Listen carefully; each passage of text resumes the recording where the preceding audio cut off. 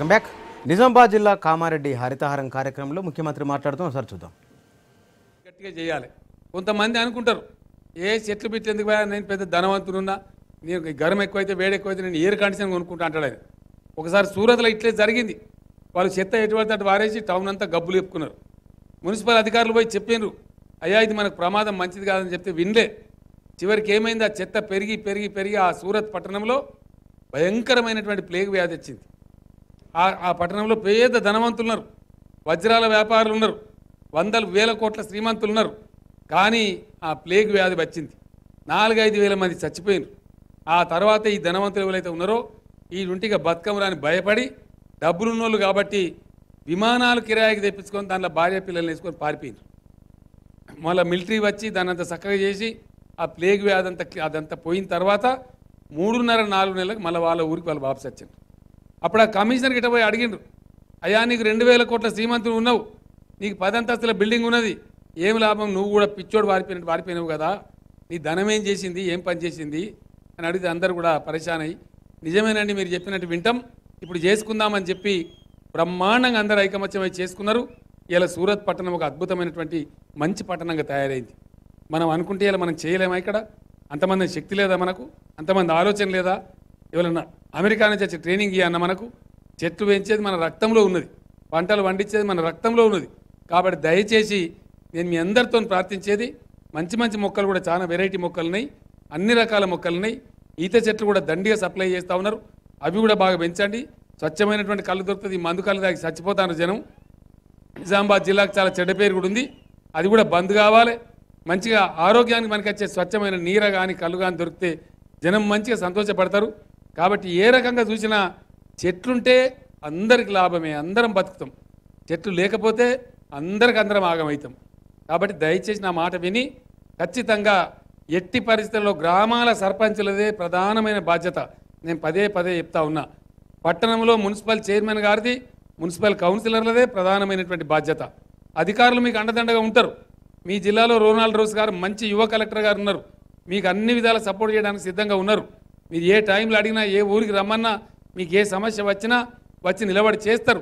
కాబట్టి దయచేసి మీకు మంచి ఎమ్మెల్యే గోవర్ధన్ గారు ఉన్నారు, నేను చెప్పిన మాట మీద నేను ఖచ్చితంగా ఉంటా. మీకు తెలుసా ఆ విషయం, నేను అన్నా అంటే 100% జరిగి తీరుతుంది. మీకు త్వరలోనే అతి కొద్ది టైంలోనే తయారైతుంది. జిల్లాలో పునర్విభజన కార్యక్రమం చేస్తూ ఉన్నారు.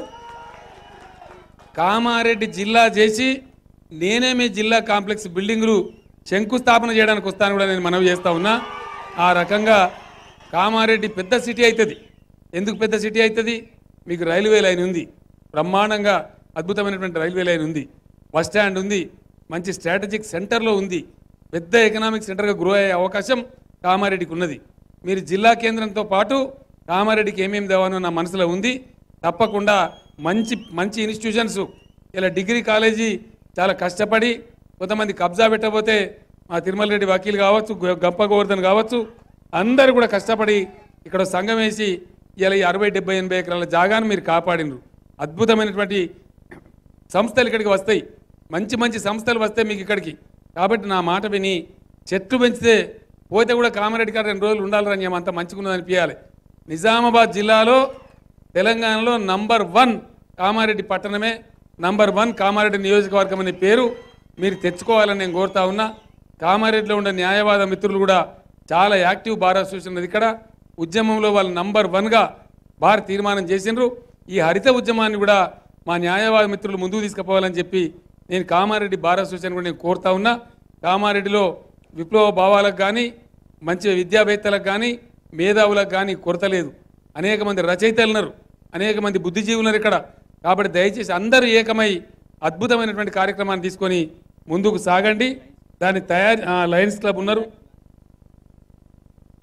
దయచేసి అది చేయండి. లయన్స్ క్లబ్ వారు ఉన్నారు, ఇంకా అందరి సేవలు కూడా తీసుకొని అందరు కలిసి ఒక ఉద్యమంలాగా. ఇంకా 3 నెలల పొద్దున్నది, మనకు తొందర ఏం లేదు. ఈ 8 రోజులు నేను తిరుగుతున్నా, ఇక్కడ ప్రజలకు సందేశం పోవాలి, చెప్పాలి, టీవీ ద్వారా, పేపర్ ద్వారా, ఇటువంటి సభల ద్వారా అని చెప్పి నేను తిరుగుతూ ఉన్నా.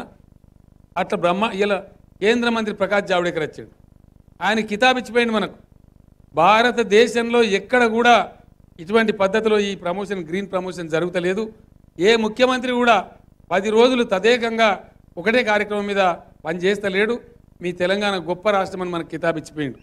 మనం అంతా కలిసి ఒక సంవత్సరం కాలే రాష్ట్రమై మరి ఇంత మంచి కార్యక్రమాన్ని శ్రీకారం చుట్టాం. కాబట్టి అందరం కలిసి ప్రజలందరం కలిస్తేనే ఇది సక్సెస్ అయితే తప్ప ఒక మినిస్టరో ఒక ఎమ్మెల్యేనో ఒక సీఎంఓ అనుకుంటే కాదు. ఎక్కడికక్కడనే ప్రజలు కథానాయకులు కావాలి, స్థానిక సంస్థల ప్రజాప్రతినిధులు ముందు పడాలి, కార్యక్రమాన్ని విజయవంతం చేయాలి.